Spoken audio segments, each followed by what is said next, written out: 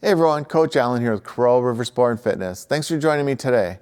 Today we're going to talk about what are good performance numbers for youth athletes. Because once we start measuring performance, the next question usually becomes, okay, but what's a good number? Parents and athletes, they naturally want to know how they compare. Is it a good jump? Is the sprint time fast? Are the strength numbers where they belong?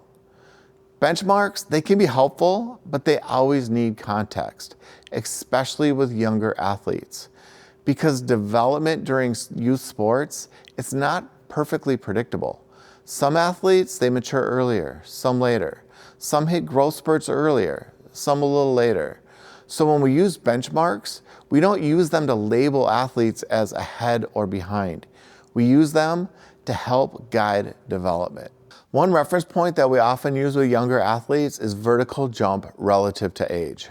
A rough guideline for developing athletes is this: a vertical jump should be about 1.5 times their age in inches. So for example, a 10-year-old jumping around 15 inches is a solid starting point. A 14-year-old jumping somewhere around 21 inches is another reasonable indicator of healthy development. Now these numbers are not elite numbers. They're simply signs that an athlete is developing good lower body power for their age. Vertical jump is helpful because it gives us a simple window into things like leg strength, power production, and coordination. But as athletes get older, benchmarks start to shift. As athletes get older, instead of looking primarily at jump height relative to age, we begin focusing more on other things like relative strength, how strong an athlete is relative to their body weight, sprint speed, especially on short distances like the 10 and 20-yard dash, and repeatability of effort, how well can an athlete maintain their speed and power across multiple reps. Those qualities, they tell us a lot about how prepared an athlete is for the physical demands of their sport. But there's something really important to remember. Development is not linear. An athlete might go several months where progress feels slow. Then suddenly, bam, they hit a growth spurt and things suddenly change. Some athletes, they mature physically earlier than their teammates. Others develop later and may eventually surpass everyone. That's why benchmarks are simply reference points, not labels. The goal here is not to compare athletes to one another.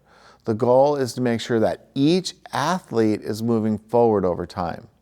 If a young athlete is jumping a little higher this year than last year, or running a little faster, or getting a little stronger, that's what we want to see.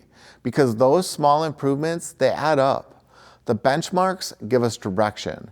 Consistency builds progress. And over time, development compounds. Athlete development, it's not about hitting one impressive number. It's about getting a little better year after year. And when training is intentional and consistent, that progress eventually turns potential into performance. So I'm Coach Allen here with Corral River Sport and Fitness. If you like this kind of content, please click like and subscribe. If you want to get in on some of this action, give us a message, start up today.